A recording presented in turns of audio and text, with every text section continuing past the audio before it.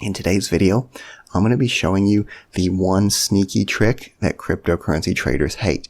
If you follow this trick that I'm going to show you, I can guarantee you will never sell your Bitcoin for a single penny less than $100,000. I'm also going to show you a way to guarantee that you will never buy Ethereum for a penny over $500. Does that sound too good to be true? Well, in reality, it's possible to do exactly what I just described using advanced order types on cryptocurrency exchanges.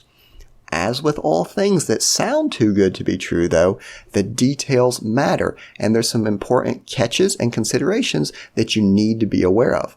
We're talking all about it in today's video. Hey everyone, and welcome back. This is the Part-Time Economist, and in today's video, I'm going to show you how to do exactly what I described in the intro to the video. How not to sell your Bitcoin at a penny below $100,000.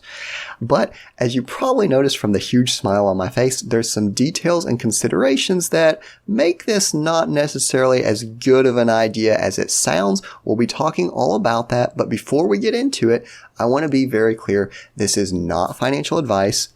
You shouldn't make any kind of financial decision based on what I say in this video. This is for education, information, really just to help you understand some of the words that your favorite crypto commentators might mention, as well as making you aware of some features that might be on cryptocurrency exchanges that you're not necessarily aware of. So let's jump right into the video. I will be completely honest up front. It's possible to do what I described in the intro to the video. However, your brain probably filled in some details that I didn't explicitly say, which we'll get to later on. But in order to understand the advanced order types, we've first got to understand a standard market order. A standard market order is pretty much what we do our entire everyday lives. If we go to the store, bread is $4. Guess what? We pay $4 for that bread. We want the bread, they want our money, and it's an efficient transaction, right? So that's what a standard market order is. We pay the going price, the store sells at the going market price. Now, this guarantees execution. I'm not going to walk into the store when it says $4 and I offer them $4 and they say, nope, sorry, go home, not selling your bread today. It guarantees execution, but we don't have any control over the price. So as we go through this video, we're going to be talking about trade-offs between price and execution. That's all these advanced market orders, the advanced orders do. So we're going to have a trade-off as we go through the video, but with the market order, we're guaranteeing that execution, we don't get any control over price. Now, there might be some examples where we do want control over the price, and we don't really care so much about the execution. Let's go back to the bread example. Let's suppose that bread is $4, and we see that it's going to expire tomorrow. Now, am I going to pay full price for a loaf of bread that expires a day from now? Absolutely not. What I'm going to do instead is I say, I know every time the bread expires, they drop it down to $1. So I'm going to put in an order now that says I will buy this bread at a price of $1 or better.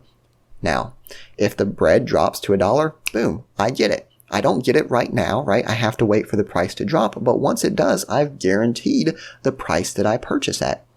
However, let's suppose they do something different. And instead they say, yeah, we're only going to do half price. We're going to drop down to $2. Well, even though the price dropped, I don't get that price because I'm holding out for $1. So that's a limit order. We'll talk about that in a little bit, but I just want to kind of just briefly go over some of the reasons why someone might not want to pay the going price. Number one, they have a budget. If I'm trying to buy 10 coins and the market price is $10, I might think I'm going to spend $100. But in reality, I could press the buy button and the price goes up to $11 and I've still bought my 10 coins, but I've spent $110 instead of $100. I have overspent my budget. So I might want to only buy them if I can get it $10 or better. Maybe I think a coin is only worth so much. Maybe it's $10 now and I say, it's an okay coin, but it's only a good investment if it drops below 5. Maybe I like a cryptocurrency and I think it's going to the moon, but I also say, if this crypto drops below $5, the show's over. The party's done. let's pack up the bags and go home because it has lost momentum. It's lost steam. It's just done. So I only want to sell if it gets below a certain price. Maybe on the opposite side of the fence. There's a coin that, it's okay. But I say, you know what? If this coin makes it to $1, there will be so much hype and buzz and excitement that it's going to go to 10. So I don't want to buy now, even if it's only 50 cents. I want to wait till it's $1 to buy because I know it's going to go up from there. And there's a couple other examples, but basically, as we go through this video, I want you to keep two things in your mind. We can control execution, right? Whether that order actually fills, or we can control price. We can't control them both. So let's jump right into a limit order. Outside of a standard market order, I would say that a limit order is the most popular type of order. It prioritizes price over execution with a focus on getting the best price. Now, best is going to depend. If we're trying to sell our Bitcoin, best is going to be anything above. If we're a buyer, best is going to be anything below. So going back to the intro of the video, get ready for the big letdown. I said I can guarantee that you will never sell Bitcoin for less than $100,000. And I chose my words very carefully. I did not say I can guarantee you will sell your Bitcoin at $100,000 because it might not actually get to $100,000. No one might be willing to pay that much. You are saying, I won't sell it below this price, right? If the price never gets there, well, you're not going to sell.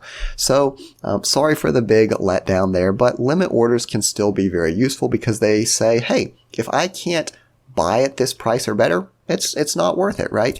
Or kind of like the Bitcoin. I only want to sell at $100,000 or better. I believe in the long-term prospects of this, but if it gets to 90,000, I'm not selling, right? If it gets to 70,000, I'm not selling. I'm only going to sell if it gets above 100,000. And that sounds good. However, there's a couple things to be aware of. Number one, we're not guaranteed execution, right? If it gets to $99,999.99, guess what? We did not sell that Bitcoin. And then afterwards it drops down to 5K. Well, you were 1 cent away from, being set for the rest of your life. So number one, it's strict on the price. If it doesn't hit your price, sometimes this will be called the trigger price. If it doesn't hit your trigger price, your order is not going to execute. Even if it does hit your trigger price, well, you might not get a complete fill of your order. Again, let's suppose Bitcoin is going off the charts. You've got 1,000 Bitcoin. For one brief moment, one person at the height of the bubble, they say, I'm going to pay $100,000 for this Bitcoin. You sell your one Bitcoin. But guess what? There was only one person willing to pay that much. Everyone else, they were only going to pay $90,000 for this. So, yeah, you did only sell your Bitcoin at a price of $100,000, but there was only one buyer, so you didn't get a complete fill on your order. Looking at it from the buyer's side. Suppose there's a cryptocurrency, you really like it. You say, hey, I want to buy 1,000 coins, but only if it's below $5. Well, everyone else, they're over here diamond hands.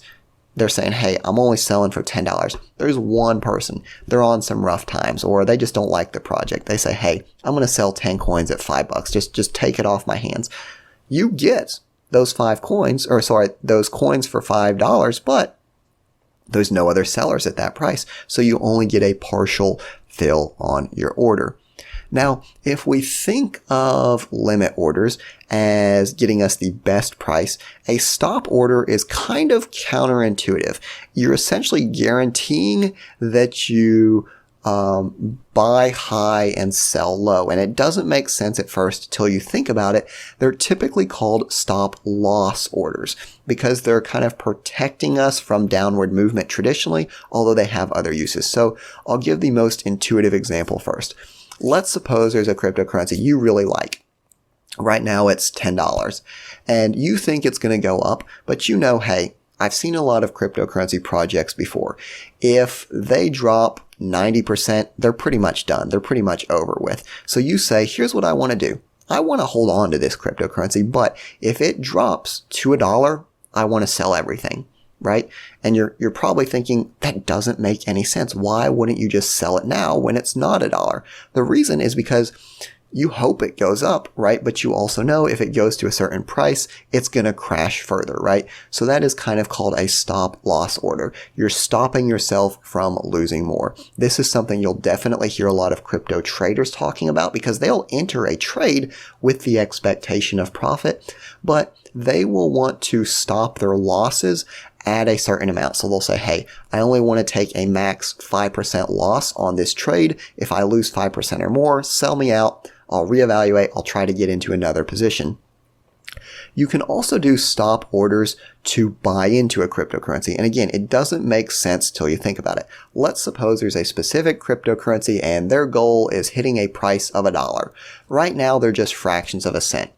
And you're like, why don't I just buy in now and then it'll go up to $1? Well, maybe you don't believe that will actually happen, but you're convinced if it does hit $1, it'll go to 10 or 100 or whatever the case is.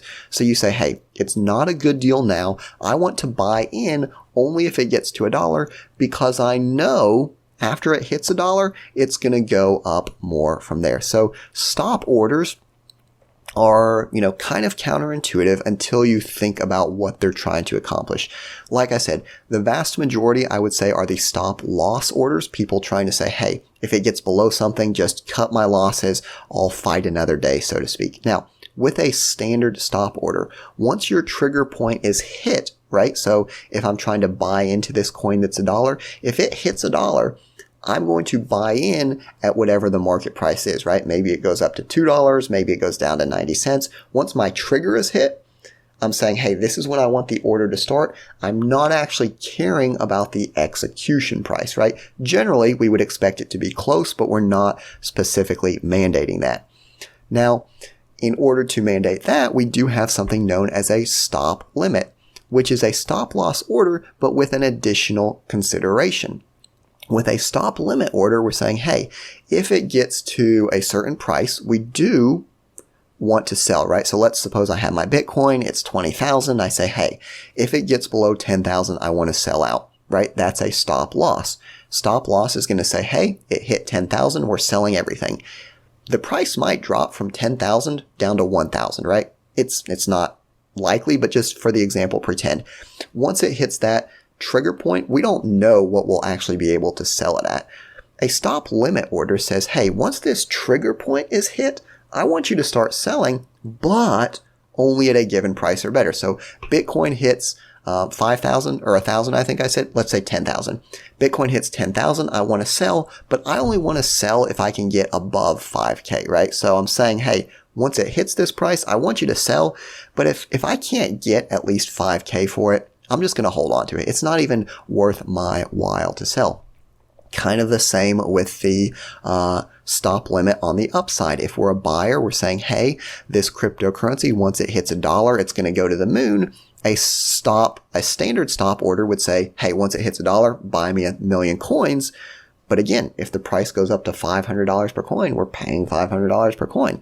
A stop limit would say, hey, once it gets to $1, buy in, but only if I can get it below $5, right? So that's kind of the use of the stop limit order, combining the limit order and the standard stop loss.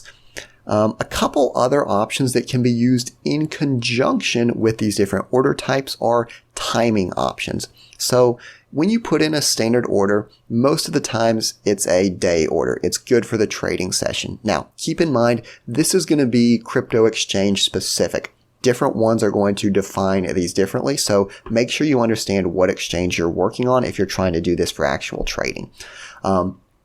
Instead of watching every single day the crypto market, you might say, hey, I know this coin's going to go up. I want my order to fill, but it's probably not going to happen today. You can put in something known as a good till canceled order. Now, again, depending on your exchange, this might literally be forever, right? It's going to sit on that order book until you cancel it, right? So 10 years from now, if your Bitcoin gets to $100,000, your order is going to fill, right? In other circumstances, this is 180 days, right? So again, make sure you understand the rules of your specific exchange. Another type of timing option is immediate or cancel. This basically says, hey, if you can't fill my order right now, don't even worry about it, right? I've got other things to do. I'm looking at different investment options. I want this order right now, or I don't want it at all. Now, they will fill, if they can, a portion of your order. They might not get you the whole thing, but they'll fill whatever they can immediately. A fill or kill, this should be FOK, typo there, I put C. It should be FOK for fill or kill. This says, hey, I want you to fill my order right now, and I want a full fill or nothing. So if I can't get my 10,000 Bitcoin, I don't want any of it. If you can't get me those 10,000 Bitcoin right now, I don't want any of it. These can be combined with the other things. So you could do a limit order as good till canceled. You could do a limit order as immediate or cancel, right? You can combine these things to control the timing as well as the price of what you're doing. So just to summarize, I've made this little chart that compares the different types of orders. And the thing to keep in mind is we are controlling the execution price or the trigger price, as well as whether or not we guarantee a fill. So with a standard market order, we're not controlling the trigger price. We don't really have an execution price control. We're just saying, hey, whatever the market price is, it's most important for me to be able to buy or to sell, right? That's the vast majority of orders. Most people that want to buy, they know the market price isn't going to fluctuate that much. They say, hey, I'm in it for the long term. Just buy me, 100 coins or whatever the case is. With a limit order, we do have a specific price. We're saying, hey, I only want to buy if I can get it at this price or better. I only want to sell if I can get it at this price or better. If that doesn't happen, I might not get my order, and I'm saying I'm okay with that because if I can't get it at a specific price, I don't want it at all. With a stop loss order, we're setting a trigger point. We're saying, hey, once it hits a certain point, I do want to buy in and buy me in at whatever price. With a stop limit, we're saying, I'm controlling both my trigger price and my execution price. So once it hits a certain point, buy me in or sell me out, but only if I can get a certain price or better. So a lot of different order types here. As with all of my videos, I always do like to finish off by saying, not financial advice, but I do appreciate you watching the video. I hope you found it useful, and I'll see you next time.